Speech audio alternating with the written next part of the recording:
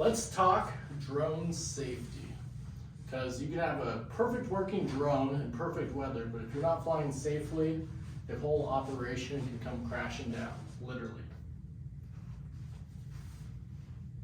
So the possible damage from a drone, this is what we'll be covering today. No-fly zones of agriculture drones, and then safety operation specifications of the agriculture drone. So possible damage from the drone. Drones with the propellers spinning at great speeds, even if the propellers seem like they are tiny, plastic, flimsy, they can cause serious damage to human bodies, meat, and other property. So here's an example of it. It looks like this is a Phantom 3 series drone, and just demonstrating how quickly that egg is just shattered, destroyed. Now, as I was talking about earlier, damage to human bodies, meat. Here's an example of a, it looks like an Inspire 1 drone. Just ripping through, it looks like a pork chop. Yeah, and here's an example of it looks like a propeller that spun and ripped open a person's index finger. So safety is very important when using drones, so you don't end up like this guy.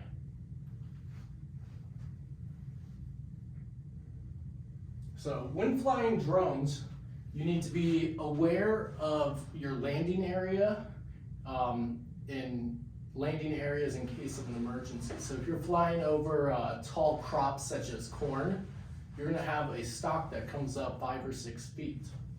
And that stalk can cause damage to the propeller if the drone falls below the corn's canopy and gets wrapped up in there.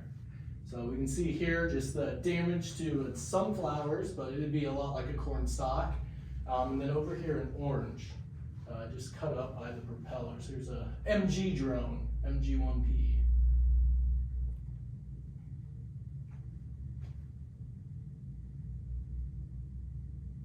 So this is just saying safety is first. There's no shortcut around safety. So operating in prohibited ways, things you can do with the drone that should not be done, even if they may not be illegal in your local area. They just are unsafe and should not be done anyway. These include riding the drone, standing anywhere close to the drone like this. That's just stupid. Close to or holding the drone like that. Operation above a crowd. And when you're operating above the crowd, they all have to be participants, at least here in the US. So they would have to sit through a safety briefing before the flight and then be aware that the drone is above them and be willing to stand there. So no-fly zones of agriculture drones here in the US. So flying, yeah, and this is using China as an example, but in the US it's very similar numbers, just a different measuring system. So in China, you can't fly within 5 kilometers of boundary on the China side. And so in the US, that's 5 miles around airports. That's our boundary rule of thumb. Airport clearance protection zone. So in the US, we have a drone zone that is by the Federal Aviation Administration, FAA, and that is how we can get airspace clearance to fly in those clearance protected zones. So military areas. In China, you cannot fly within 1,000 meters above, so 300 feet above, or 3,000 feet above military restricted zones in surrounding areas.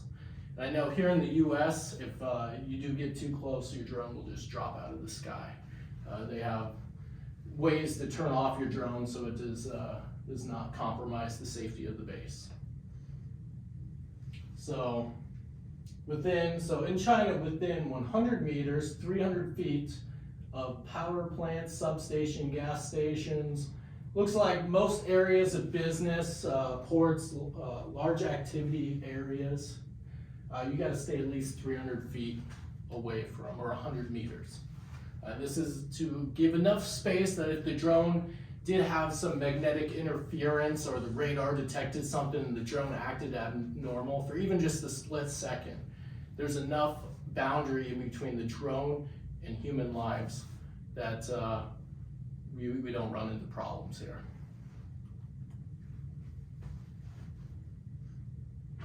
So again, just to reiterate, we want to stay away from airports, areas of government, military. We want to stay away from dense crowds. If we are flying over crowds, the participants have to be willing and aware that the drone is above them. Cannot fly above people. And this is for agriculture drones specifically, because with agriculture drones, you're spreading seed or spraying chemical. And if you're flying above people, you're going to get that residue on you, which can be very hazardous, depending on the chemical, the pesticide. So that's why we do not fly above people with agriculture drones, but with normal drones, we can fly above them. They just have to be participants. So stay away from tall buildings. This is another thing where if you're flying a drone at 200 feet above the ground, but you come up to a 300-foot building, you're going to hit that building. So ways to get around that is just don't fly close to buildings. I know here in the US, your 400-foot rule does apply to structures. So if I was flying 400 feet and then I came up to an 800-foot building, I could rise to 1,200 feet to pass that building at 400 feet. So stay away from tall buildings. Another thing with tall buildings too, if you're flying in cities, tall buildings create a wind tunnel. So if you're trying to fly the drone down a city street and there's tall buildings on either side, you're going to have a lot more wind to deal with than if you were in a open area in the similar conditions. So height limit of the drone. Here in the US, 400 feet actual ground level, AGL, is our limit. And again, that is above structures and land.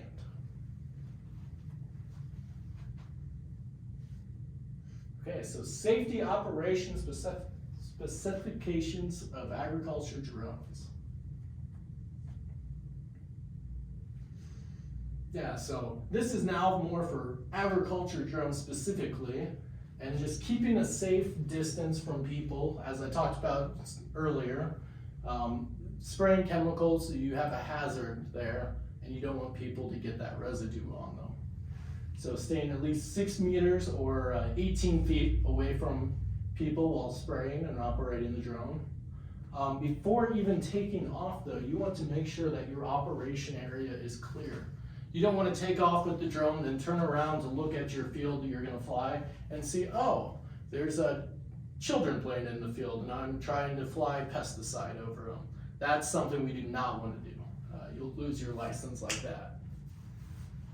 So, again, taking risk when doing the demonstrations.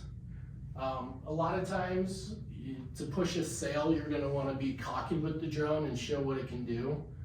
But this is when you run into troubles of just getting the drone into situations that the drone can handle, but you yourself are not ready for. So make sure that you practice with the drone, are confident with the drone, but do not create overconfidence that you lead yourself into trouble.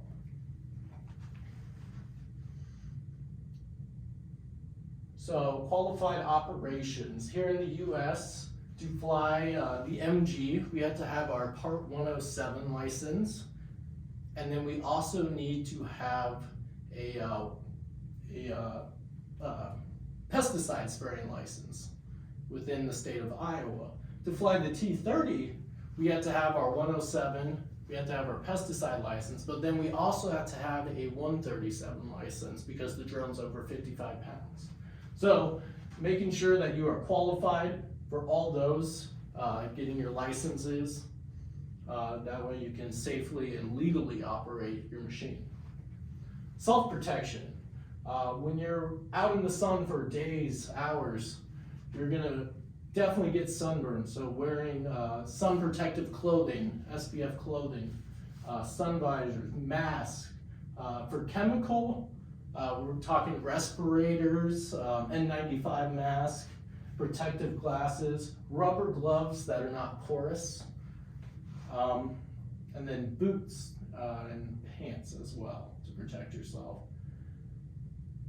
And as I was saying earlier, pesticides are very, very hazardous if you get that ingested into your body. So using that correct PPE will make sure that you're safe with using pesticides.